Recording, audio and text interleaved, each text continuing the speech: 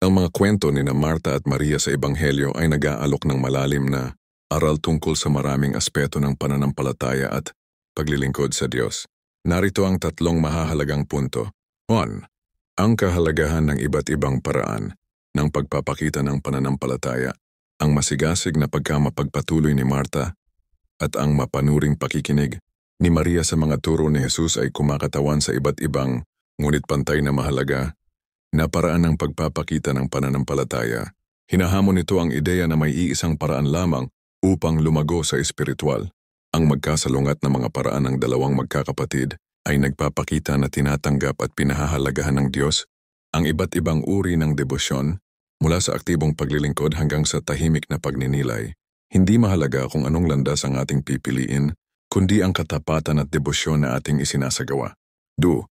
Ang kahalagahan ng pagbibigay prioridad sa espiritual na paglago, bagamat kapuri-puri ang pag-aalala ni Marta sa praktikal na paglilingkod, mahinahong iwinasto siya ni Jesus, binibigyang diin ang mas mataas na halaga ng espiritual na pagpapakain.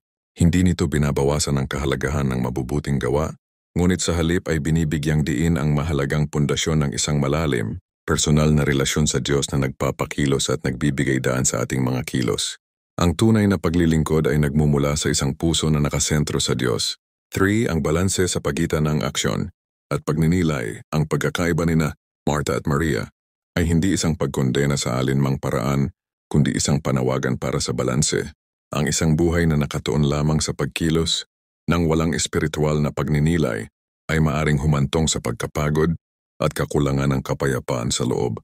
Sa kabaligtaran, ang isang buhay na nakatuon lamang sa pagninilay ng walang panlabas na pagpapahayag ng pananampalataya ay kulang sa konkretong epekto.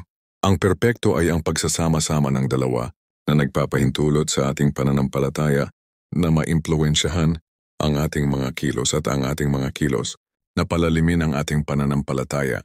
Ang balanse na ito ay nagbibigay daan para sa isang mas mayaman at mas kasiyasyang espiritual na paglalakbay.